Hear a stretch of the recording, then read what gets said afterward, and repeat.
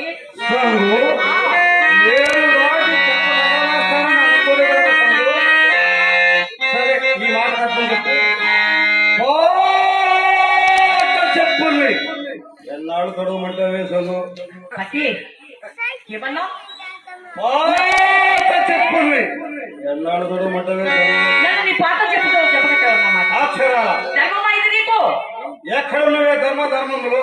ఎవరు ఆనందం వారిది? అంటే నీ ఆనందం కోసం నాకు ద్రోహం చేస్తావా పట్టి? నీ కోసం ఆనందాన్ని బతులుపరుచుకోమంటావా? ఆనందం అనుభవించడానికి న్యాయ అన్యాయాలు లేవు. నేను కొండ మీద గుళ్ళు గుళ్ళు దించుకున్న సన్యాసిని కాదు. అందులో ఇక అందరూ సంఘం పట్టి నువ్వు మానవుడు రాక్షసుడు.